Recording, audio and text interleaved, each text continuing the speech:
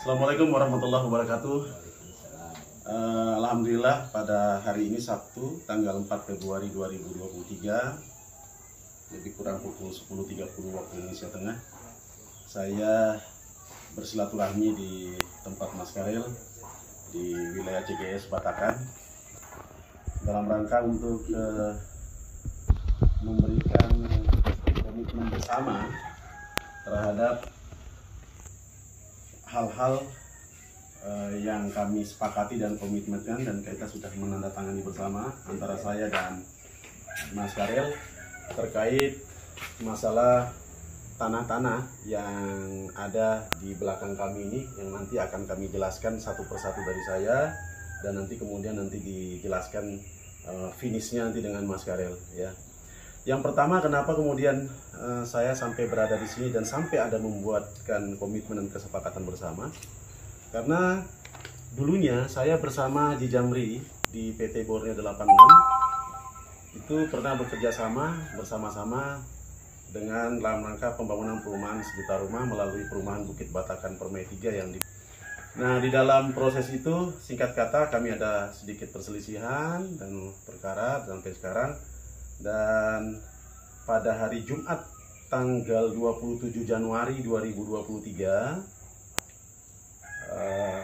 Pak Jamri mengirimkan saya melalui WA terkait dengan penguasaan lahan PT Keisha Maju Jaya, yaitu diberi nama Perumahan Neo Batakan. Nanti saya akan jelaskan di belakang. Dari sinilah awal mula kami membuat pemetaan data tersebut.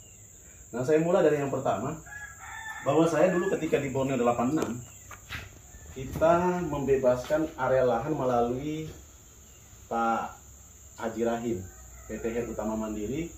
Ini denahnya secara denahnya ini ditambah dengan yang sudah diukur-ukur ini, oleh juru ukur kita. Nah, singkat kata, daerah denah-denah ini kemudian menjadi site plan sekarang. Ini site plan sekarang terbagi dua penguasaannya. Satu PT Borneo 86, ini batasnya. Kemudian sisa dari Borneo 86 ini ternyata untuk site plan yang sekarang diberikan penguasaannya melalui PT Keisha Maju Jaya, yaitu sejumlah seluas 42,46 hektar dengan nama Perumahan Neo Batakan Permai secara perizinan, yaitu izin prinsip, izin lokasi, dan risalah pertimbangan teknis yang saya dapatkan justru dari Pak Jamri yang mengirimkan kepada saya, sehingga kemudian kita mengetahui data-data ini. Nah, setelah data-data ini memang saya ber-WA dengan Pak Jamri karena saya kan mendalilkan bahwa tanah yang dikuasai oleh PT Keisha Maju Jaya ini adalah milik PT Borneo 86. Kenapa kok dijadikan aset PT Keisha Maju Jaya? Ternyata setelah kita telusuri, PT Keisha Maju Jaya ini adalah perusahaan dari istri sepupu Pak Jamri. Sedangkan PT Borneo 86 sendiri sekarang ini juga menjadi perusahaan pribadinya Pak Jamri juga. Lalu kemudian kami berkonsultasi. Ternyata setelah kami periksa, penguasaan segel-segel PT Keisha Maju Jaya ini ternyata bukan berasal dari segel-segel waktu kita beli dari sini. Di sinilah kemudian di dalam WA-nya Pak Jamri setengah mengolok kepada saya bahwa lokasi ini bukan berasal dari Borneo 86 ketika dibeli. Nah, singkat kata kemudian kami langsung berkonsultasi dengan Mas Karel. Ya. Ternyata Mas Karel melalui peta CGS pada tahun 97, nanti lebih dijelaskan kepada Mas Karel tentang data ini, diberilah data-data ini, dan kami kemudian menyusunnya secara bersama, sampailah data seperti ini. Ternyata setelah kita petakan berdasarkan data-data yang kita miliki, Borneo 86 ketika saya masih ada di sana, yang kita bebaskan dari Pak Rahim adalah yang warna pink ditambah yang warna biru yang kita lingkari. Nanti rinciannya kita akan jelaskan lebih detail, tapi ini kita mau menyampaikan secara pemetaan saja.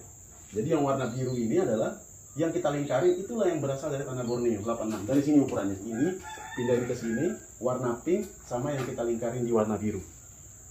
Nah, kesimpulannya adalah bahwa ternyata Pak Jamri menguasai tanah sama persis 42,46 hektar ini berdasarkan izin prinsip, izin lokasi, dan pertimbangan teknis yang sudah dikirimkan oleh Pak Jamri sendiri kepada saya itu, ternyata tanah-tanah yang ditaruh di sini itu segelnya berasal dari yang oren ini, yang pembeliannya membeli dari Mas Karel.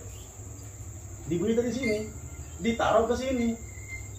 Semua yang kita bicarakan ini dapat kami pertanggungjawabkan secara administrasi, secara hukum, baik melalui kepada pemerintah kota, maupun kepada penegak hukum. Kami siap untuk memberikan kesaksian dan komitmen terkait apa yang kami jelaskan sini. Risikonya pun sudah kita sampaikan. Selanjutnya mohon kepada Mas Karel untuk memberikan penjelasan terkait dengan peta ini, karena beliau yang lebih memahami proyek ini. Silakan Mas Karel. Assalamualaikum warahmatullahi wabarakatuh. Waalaikumsalam warahmatullahi wabarakatuh.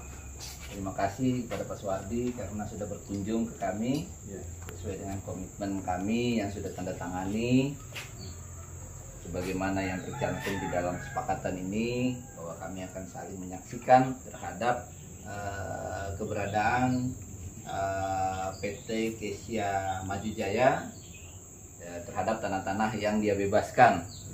Ternyata setelah kami cross check data-datanya berdasarkan pertek, bahwa tanah-tanah tersebut adalah milik Borneo, PT Borneo 86. Kemudian di dalam tanah tersebut diganti, artinya surat di objek lain yang ada di warna orange ini, di peta orange, dipindahkan ke warna biru. Nah, kemudian perolehan surat dia dari saya kemarin adalah melalui perjanjian perikatan jual beli di Notaris Aspian Nur Balikpapan.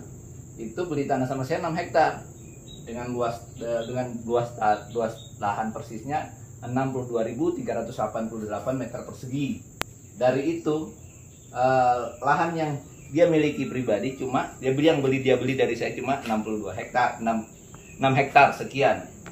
Nah, lebihnya itu adalah milik saya yang surat-suratnya dikuasai, tidak dikembalikan. Ya, saya bisa menduga lah dia adalah seorang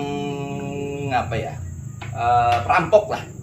Kenapa saya bilang perampok? Karena tanah-tanah saya tadi tersebut diambil suratnya, ternyata dipakai di wilayah PT Kesia Maju Jaya.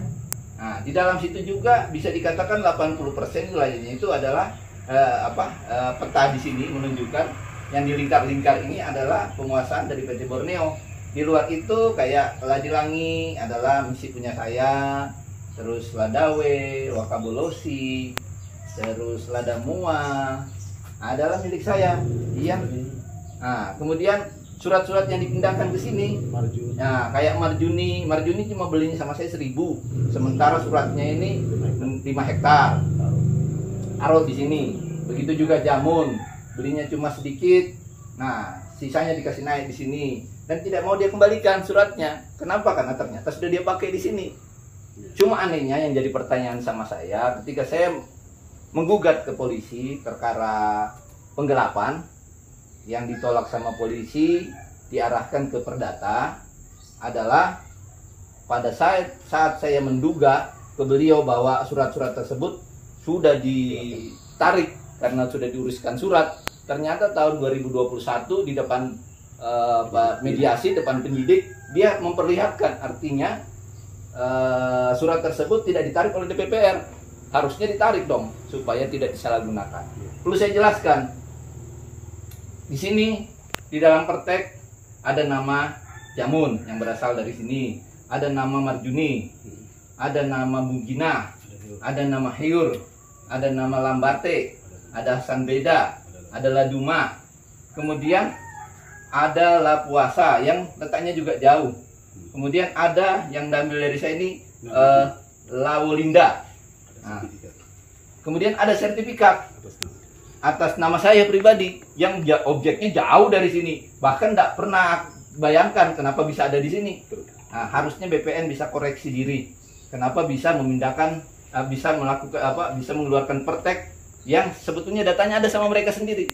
Nah, inilah praktek-praktek ya. Kalau kita berbicara berdasarkan referensi apa itu mafia, mestinya kita bisa menduga bahwa ini kelakuan mafia. Mungkin itu dari saya. Terima kasih. Ya, baik, terima kasih Mas Karel. Ya, mudah-mudahan dari video ini